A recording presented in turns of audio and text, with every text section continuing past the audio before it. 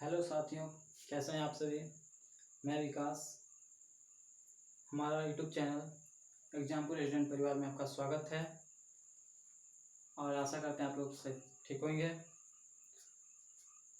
इसके पहले की क्लास में हम लोग पढ़ा थे व्याकरण का परिचय, जिसमें व्याकरण के बारे में हम लोग जाने थे। व्याकरण क्या होता है, उसकी व्युत्पत्ति कैसे हुई, किससे किससे मिलकर बना है, लिपि क्या होती है, इसके बारे में हम लोग जाने थे। आज जानेंगे वर्ण विचार। वर्ण विचार, फिर उसके बाद वर्ण विचार के फिर जो भेद होते हैं, स्वर और व्यंजन, उसके बारे में हम लोग आज चर्चा करेंगे। तो आइए हेडिंग डालते हैं वर्ण विचार।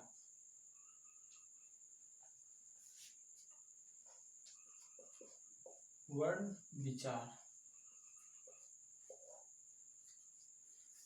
देखिए वर्ण क्या होता है, एकदम लघुत्तम इकाई होता है।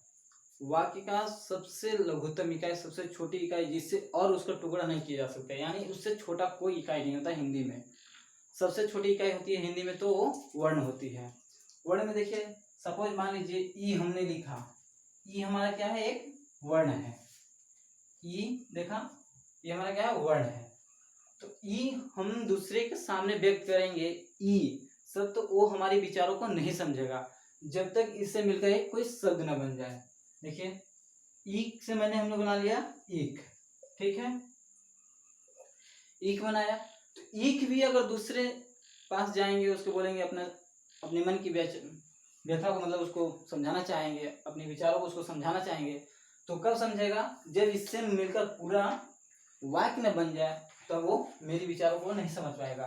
तो हम यहाँ पे लिखेंगे ईक बहुत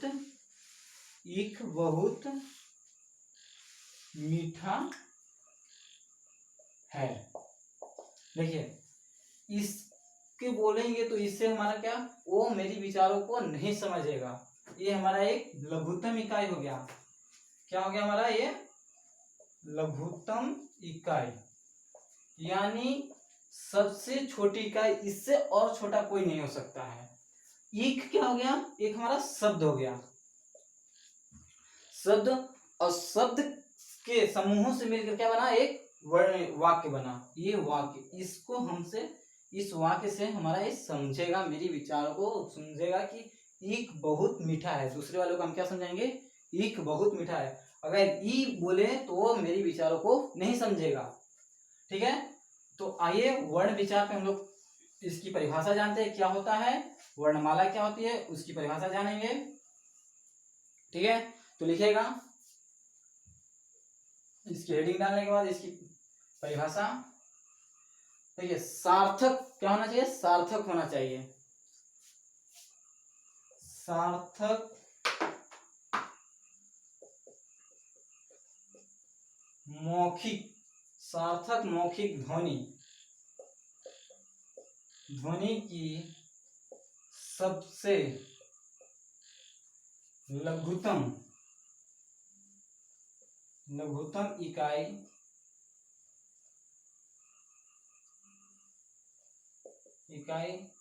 जिसके, ब्रैकेट में डाल लीजिएगा, जिसके और टुकड़े न किए जा सके, जिसके और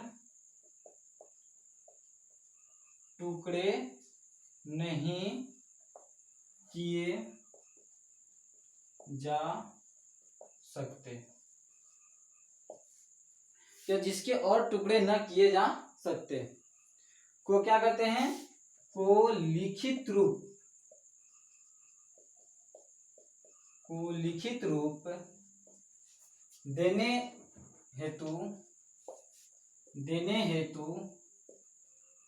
जिन चिन्हों का प्रयोग किया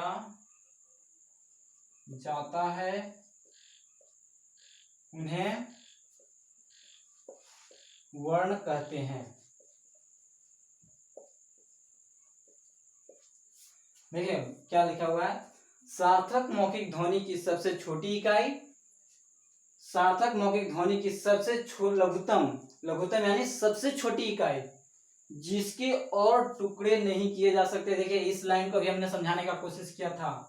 जिसको और टुकड़े नहीं किए जा सकते को लिखित रूप देने हेतु जिन चिन्हों का प्रयोग किया जाता है उन्हें वर्ण कहते हैं। देखिए हमने मुंह से बोला क्या, आ, तो आ के लिए हम जिस चिन्ह का प्रयोग कर रहे हैं, आ हम लोग इस तरह लिख रहे हैं, तो हमारा क्या हो गया, ये लघुत्तम इकाई हो गया, ये हमारा एक चिन्ह हो गया। ठीक है, ये भी बताएंगे आगे चल के कि ये चिन्ह किसने दिया था। ठीक है, इसके बारे में हम लोग चर्चा करेंगे आगे की क्लास में। ठीक है, तो आप लोग इसको नोट कर लीजिएगा और याद रखिएगा, जिसके और टुकड़े नहीं किए जा सकते हैं, ये बार बार हमें बता रहा है। लघुत्तम इकाई यानी सबसे छोटी इकाई होती है सार्थक मौखिक ध्वनि की, सबसे लघुत्तम इकाई जिसके और टुकड़े नहीं किए जा सकते को लिखित रूप, क्या होना चाहिए, लिखित रूप। मौखिक को क्या हम कर रहे हैं, लिखित रूप दे रहे हैं। जिन चिन्हों का प्रयोग किया जाता है उन्हें क्या कहते हैं, वर्ण कहते हैं। ठीक है, शायद आप लोग नोट कर लिए होंगे, इसको अब मिटाते हैं। ठीक है, नीचे की लाइन है, आप नोट कीजिए। नेक्स्ट क्या होगा,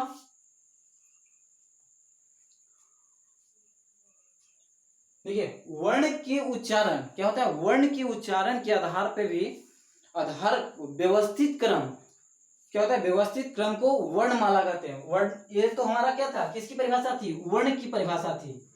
किसकी थी, वर्ण की। अब वर्णमाला क्या होता है इसको हम लोग जानेंगे। तो वर्णमाला हेडिंग डाल लीजिए या वर्ड एक स्टार बना के लिख लीजिए कि वर्णों के उच्चारण के आधार पर व्यवस्थित, वर्णों के उच्चारण के आधार पर व्यवस्थित क्रम को वर्णमाला कहते हैं। वर्णों के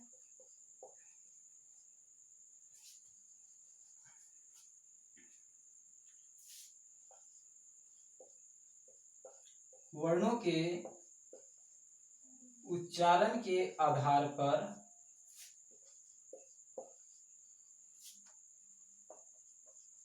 उच्चारण के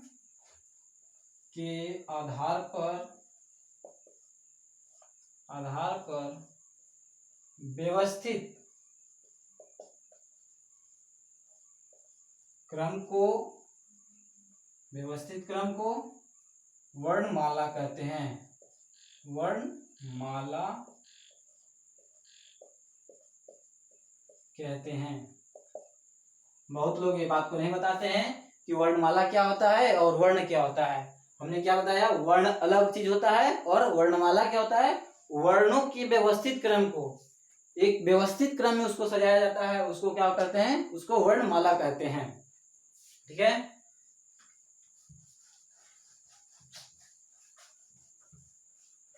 वर्णों के उच्चारण के आधार पर व्यवस्थित क्रम को वर्णमाला कहते हैं। ठीक है,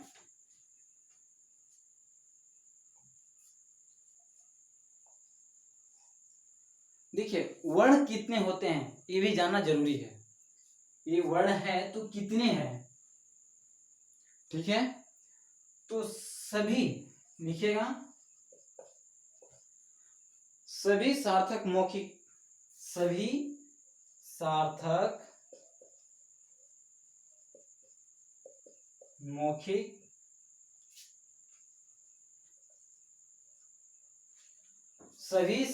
मौखिक मूल ध्वनि, क्या होता है, मूल ध्वनि, सभी सार्थक मूल ध्वनि को 52 वर्णों में प्रकट किया जाता है या 52 वर्णों में लिखा जाता है। 52 वर्णों में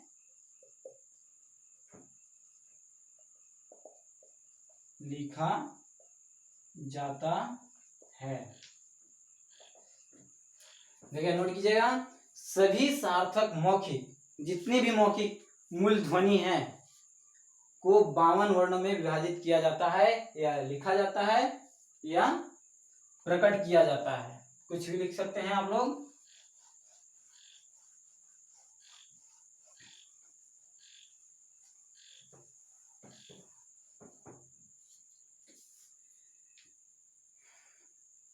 अब देखिए हम लोग क्या जान लिए, वर्णमाला, वर्ण जान लिए पहला, दूसरा क्या जाने, वर्णमाला जाने। ठीक है, और वर्णमाला में कितने वर्ण होते हैं उसकी संख्या भी हम लोग जान लिए। ठीक है, अब क्या होता है, हिंदी वर्णमाला जो होता है, हिंदी वर्णमाला को हिंदी वर्णमाला को दो भागों में बांटा जाता है, दो भागों में बांटा जाता है। ठीक है, कितने भागों में, दो भागों में। कौन कौन से वो दो भाग हैं, पहला है, ये आप सब लोग नोट कर लिए होंगे,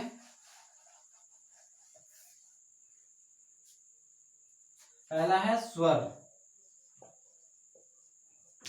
ठीक है, दूसरा क्या है, व्यंजन। ठीक है, ये हमारा क्या है, दूसरा, स्वर और व्यंजन। कितने भागों में, दो भागों में बांटा जाता है। वो दो भाग कौन कौन से है, पहला स्वर है, दूसरा व्यंजन है। ठीक है, व्यंजन को और क्या जानते हैं, अच भी बोलते हैं, कहीं कहीं एग्जाम में पूछ लेता है अच, इसको अच भी जानते हैं। और दूसरा हल। ठीक है, स्वर की परिभाषा क्या होती है और व्यंजन, इसकी स्वर की अलग क्लास और व्यंजन की अलग क्लास, इस दोनों को अलग अलग बहुत बढ़िया से व्यवस्थित क्रम से इसको समझाएंगे और नोट कीजिएगा आप लोग। ठीक है, तो पहला हेडिंग डालिएगा स्वर। स्वर क्या होता है,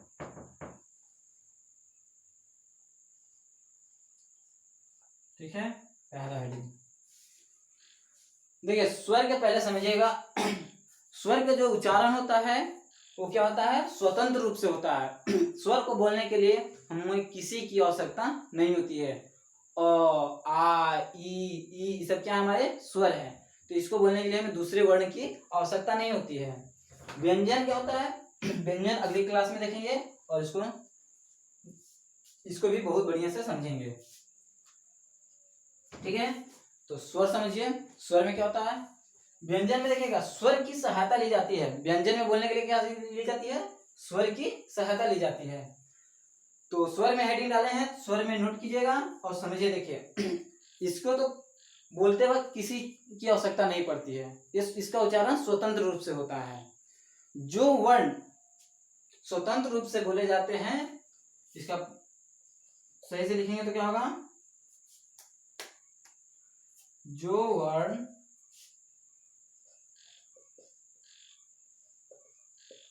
स्वतंत्र रूप से बोले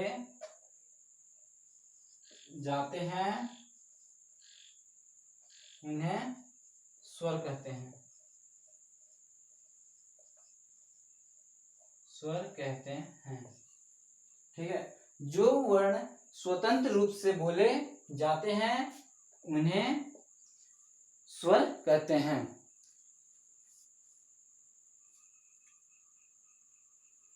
ठीक है, इसका एक और पॉइंट लिखिएगा,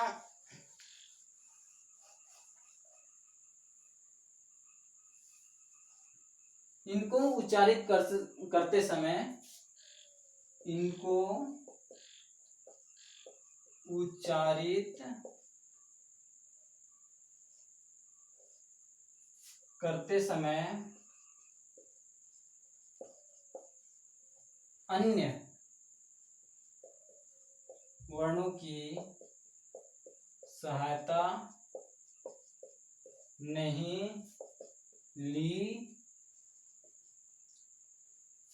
जाती है। इनको उच्चारित करते समय अन्य वर्णों की सहायता नहीं ली जाती है। अन्य वर्ण करने का मतलब क्या होगा, व्यंजन। यहां ब्रैकेट में लिख लीजिए, अन्य वर्ण या इनको उच्चारित करते समय व्यंजन की आवश्यकता नहीं पड़ती। ये होगा, एक मिनट बना ले बढ़िया सा सेंटेंस, इनको उच्चारित करते समय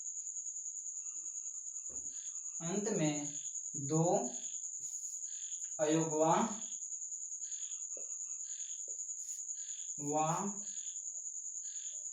लिखा होता है। ठीक है, तो 11 और प्लस 2 कितना हो गया? 13। तो स्वरों की संख्या कितनी होती है? 13 होती है। आप जोड़ लीजिएगा, यहाँ पे हमने लिखा था पहले, अब उसको जोड़िए पूरा जो लिखे हैं कॉपी में, उस संख्या कितनी होगी? 13 होगी। 11 हमारा क्या हुआ? ये जो स्वर हो गया, और 2 अंत में क्या हो गया हमारा? ये अंडरलाइन कर लीजिएगा, अयोगवा होगा। अयोगवा कौन कौन हो गए वो भी मैंने बता दिया अभी। ठीक है,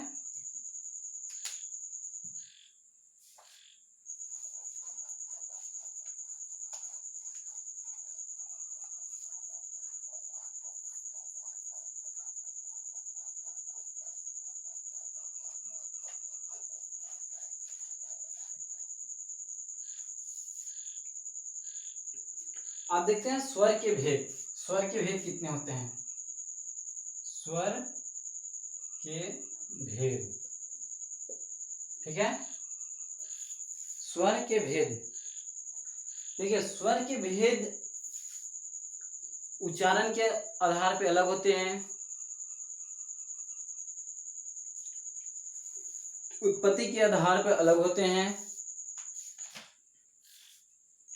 और मुख्य द्वार, हमारा मुख्य द्वार कितना खुल रहा है कितना बंद है उसके आधार पर अलग होते हैं, और जीभ का प्रयोग कितना हो रहा है उसके आधार पर अलग अलग स्वर के भेद होते हैं। इस प्रकार 4 हेडिंग बनेंगे। पहला हेडिंग हम लोग पढ़ेंगे उच्चारण के आधार पर स्वर के भेद। फर्स्ट हेडिंग लिखिएगा, उच्चारण के आधार पर स्वर के भेद। ठीक है, ये हमारी फर्स्ट हेडिंग हो गई, उच्चारण के आधार पर स्वर के भेद।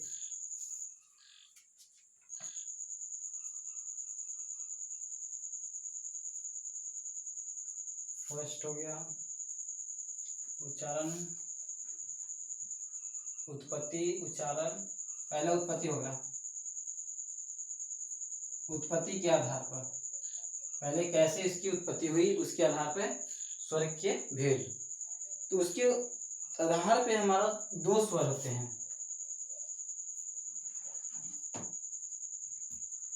एक हमारा क्या हो गया? मूल स्वर, मूल स्वर, ठीक है, और दूसरा हमारा हो गया संयुक्त स्वर, संयुक्त स्वर। देखिए, नाम से भी आप लोगों को पता चल रहा होगा, मूल। मूल मतलब क्या हो? वो अपने आप में एक हम लोग का होता है, मूल अधिकार होता है, वो अधिकार इसी प्रकार ये हमारा क्या है? मूल है। मूल स्वर कितने होते हैं? 4 होते हैं। देखो, अ हो गया, ई हो गया, उ हो गया, और र से ऋषि हो गया। ये हमारा क्या है? मूल स्वर है। देखिए, अ की ये क्या है हमारा? एक अमात्रिक, अमात्रिक स्वर है, इसकी कोई मात्रा नहीं होती है। देखिएगा, ये बहुत इंपॉर्टेंट है, ये पूछता है क्वेश्चन, अमात्रिक स्वर कौन से होते हैं? ठीक है, ये अमात्रिक, इसकी कोई मात्रा नहीं होती है, इसका उच्चारण काल बहुत कम होता है, इनकी उच्चारण काल क्या होता है? बहुत कम होती है। इनकी संख्या, तो नीचे लिख लीजिएगा, इनकी संख्या 4 होती है, इनकी संख्या 4 होती है। कौन कौन होती है? अ, ई, उ और र से ऋषि। ठीक है, अ क्या हमारा? अमात्रिक स्वर है। संधि स्वर, एक मूल स्वर हो गया, एक हमारा संयुक्त स्वर संधि स्वर के अंतर्गत आता है।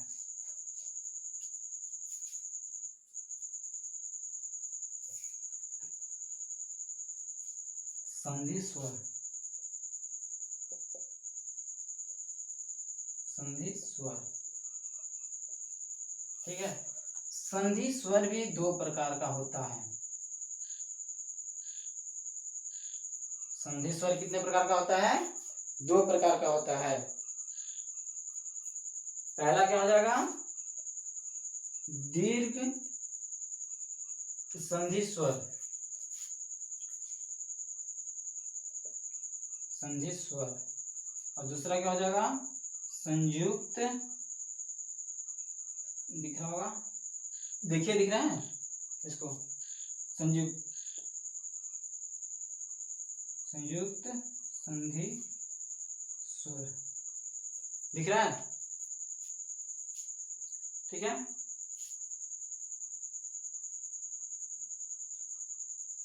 देखिए दीर्घ संधि स्वर कौन कौन से होते हैं? बहुत कॉन्सेप्ट वाली चीज है, देखिए समझिएगा। अ और अ दोनों मिलके क्या बना लिए? आ। ये क्या है? दीर्घ संधि स्वर। और ई और ई, ये दोनों मिलके क्या हो गया? ई। ठीक है,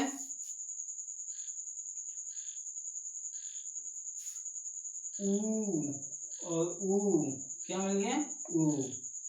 देखिएगा, ऊ और ऊ मिलके क्या बना रहे? ऊ। नहीं दिख रहा होगा आपको, देखिए शायद यहाँ पे लिख देते हैं, इसको समझ लीजिएगा। यहाँ पे ऊ और ऊ मिलके क्या बना रहे? बड़ी ऊ।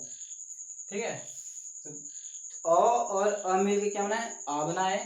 ई और ई दोनों छोटी ई मिलके क्या बना रहे हैं? बड़ी ई। और ऊ बड़ी ऊ बना रहे हैं। ये क्या हो गया? दीर्घ संधि स्वर। तो इसके बारे में क्या लिखेंगे आप? ब्रैकेट में लिख दे रहे हैं।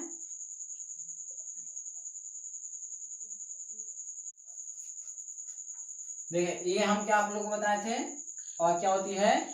अमात्रिक स्वर होती है, इसकी कोई मात्रा नहीं होती है। अमात्रिक, मात्रिक स्वर, यानी आप बोलेंगे कि अमात्रिक स्वर है तो अ कौन तो डिनोट करते हैं? अ। देखिए क के साथ लिखते हैं तो क हमारे क में जब बोलते हैं तो उसमें अ आता है। ठीक है, तो इसकी कोई मात्रा हम लोग नहीं लगाते हैं। इसी प्रकार का, देखिए काम, काम कहने का मतलब एक मात्रा लगी है, यानी इस मात्रा को हटाएंगे तो साथ में हमको क्या लिखना पड़ेगा? आ लिखना पड़ेगा। आ का ही मात्रा एक यहाँ पे हम लोग क के साथ लगाते हैं, का हो जाता है। ठीक है,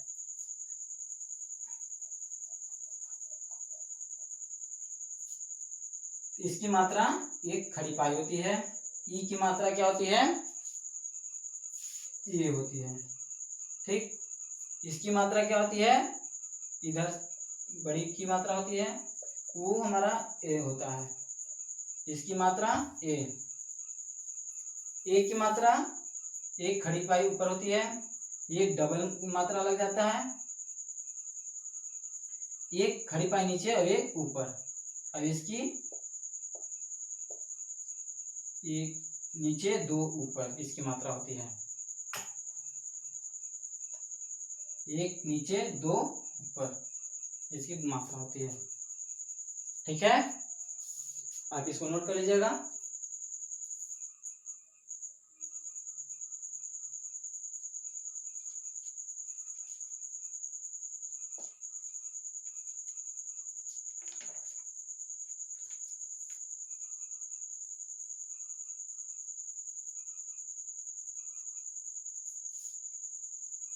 एक हमारा छूट गया रस से ऋषि वाला, तो इसकी मात्रा हमारे ऐसे होता है, जैसे कृपा लिखते हैं ना, इसकी मात्रा ऐसे, तो ब्रैकेट में लिख लीजिएगा कृपया। ये इसकी मात्रा विवेक या विकास, इसकी मात्रा आम। देखिए आम मिल गया, आ से आम, इसकी बी से विकास। ठीक है, ई से ई से हमारा क्या हो जाएगा? नीति। देखिए नीति, ये नी की मात्रा है ना, इधर से बड़ी की मात्रा लगा है, नीति। उ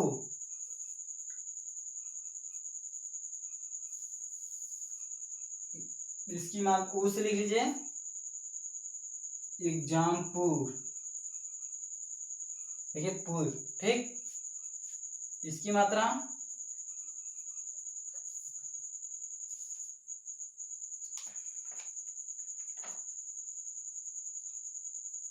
आलू, आलू की मात्रा तो ये होती है, भालू लिख लीजिए, भालू, भालू में बड़ी की मात्रा होती है।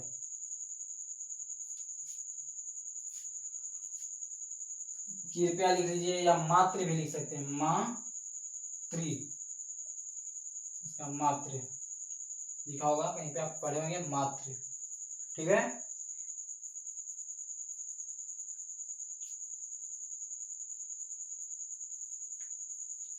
इसके लिए क्या लिखते हैं, एक एक, एनेक, इसे उखली, औरत, ठीक है। ये हमारी मात्रा है। और लास्ट में जो दो होते हैं अन और अ, ये दोनों क्या होते हैं, अनुस्वार होते हैं। ये क्या होते हैं, ये दोनों अनुस्वार होते हैं, ठीक है। तो आप मात्रा पढ़ लिए इसकी। एक लास्ट टॉपिक बचा है, स्वर का उच्चारण स्थान। आप अभी बताया था स्वर का उच्चारण कैसे कैसे हुआ, जीव के प्रयोग के आधार पे, मुख्य द्वार के प्रयोग के आधार पे, उत्पत्ति के आधार पे, उच्चारण के आधार पे। अब इसका उच्चारण मतलब उसका उच्चारण स्थान क्या है, कंठ है, तालव्य है, और क्या उच्चारण स्थान कहाँ से होता है, आ का उच्चारण स्थान कहाँ से होता है, इसकी हम लोग अब पढ़ेंगे, नेक्स्ट हेडिंग डालेंगे, उच्चारण स्थान।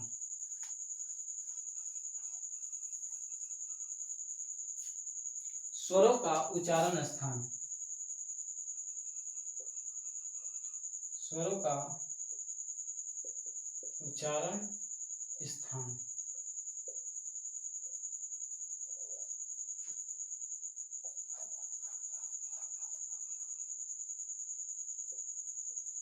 स्वरों का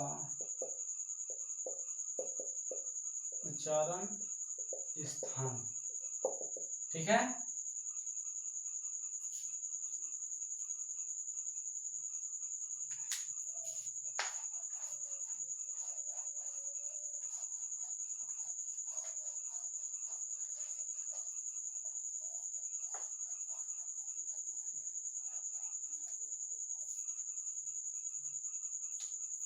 देखिए कंठ स्वर कौन कौन से हैं, कंठ स्वर है,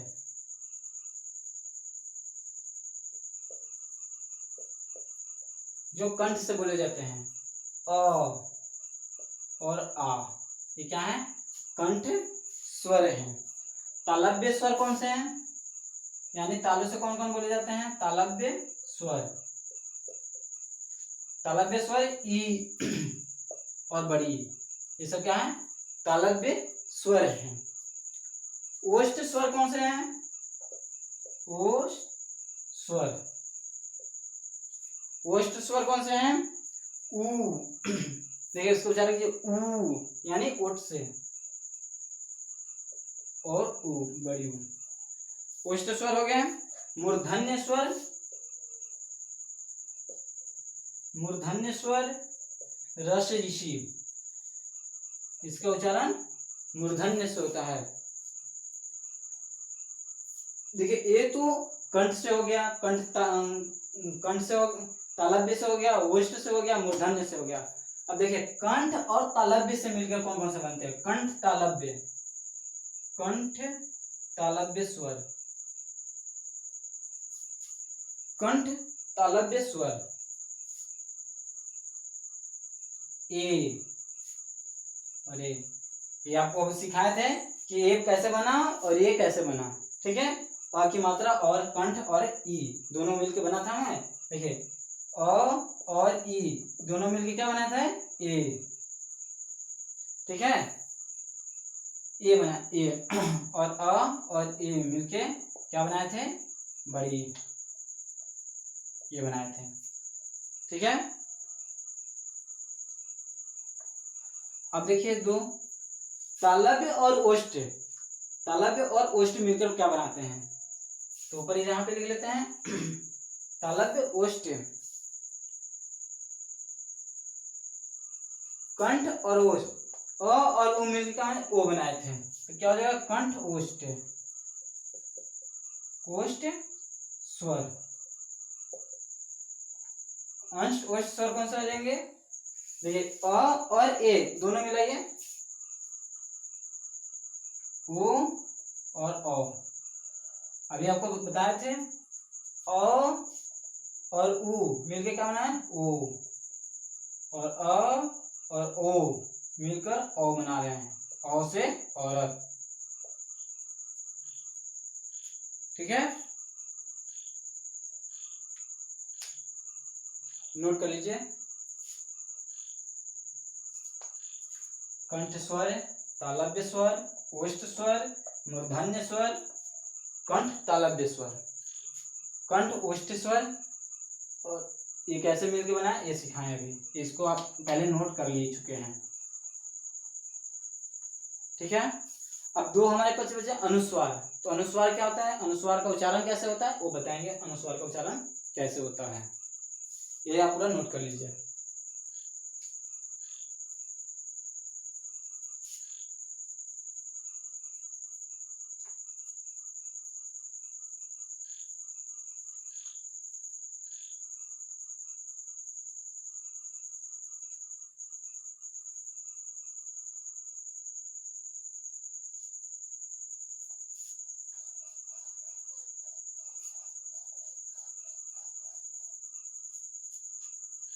अनुस्वार उच्चारण, स्वर उच्चारण, अनुस्वार उच्चारण। अनुस्वार ब्रैकेट में लिख देते हैं अन और अ। ठीक है, इसकी जो ध्वनि होती है, इसमें ध्वनि बोलिएगा अ, अन, अ, तो कौन से निकलती है? ध्वनि नाक से निकलती है, ध्वनि नाक से निकलती है, ध्वनि नाक से निकलती है। अनुस्वार उच्चारण।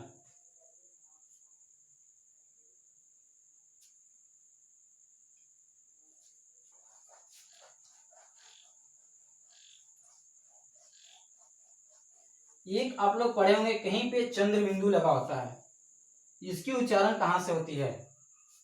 तो इसको बोलते हैं अनुनासिक स्वर, अनुनासिक स्वर।